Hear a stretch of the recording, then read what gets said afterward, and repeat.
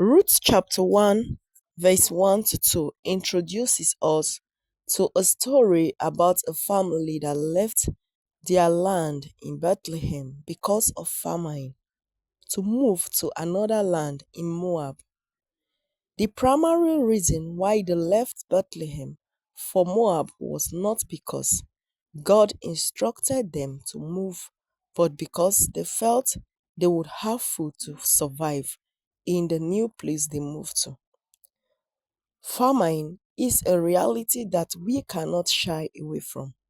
It is part of human experience since the days of Abraham, Isaac, and Jacob.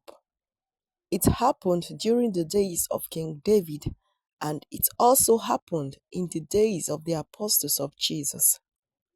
In Matthew chapter 24, Jesus mentioned famine as one of the signs of the end time. This makes famine a challenge that every human being must find a practical way to deal with.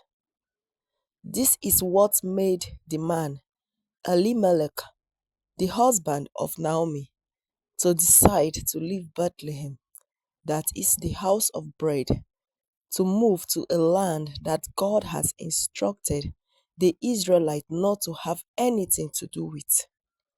The pressure for survival and the need to help his family out of challenging situation made him take a drastic decision that later caused him pain and agony later on in life. This is the situation so many Christians have found themselves today.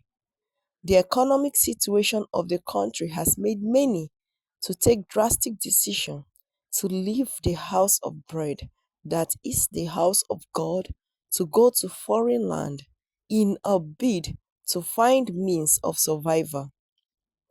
The question we must ask is, what God's formula for dealing with famine?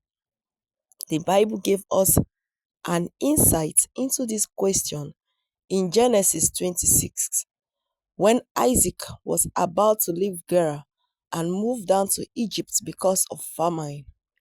God appeared to him and instructed him to stay in the land of Gerar and sow in the same land. The primary solution to the problem of famine is not just moving from one place to another. It is listening to divine instruction and strictly obeying God's counsel. Beloved, God's resources cover time of abundance and time of famine. The challenge is for us to stay where He has sent our divine allocations. Elimelech lost his life and his two sons because of his decision to go to a place God had not endorsed for him to live. The irony of the situation lies in the fact that God had visited the place he left, that is, Bethlehem, and good times was restored to the place. Always consult God before you take any decision in the name of Jesus. Receive the grace to walk by faith and not by sight in the name of Jesus. Our divine allocation is in our divine location. You are planted in the house of God and shall not fear famine in the name of Jesus. God bless you. Meditate on Ruth chapter 1, verse 1 and 2, Psalms 146, verse 7. The House of Bread by Dr. D.K. Olukoya.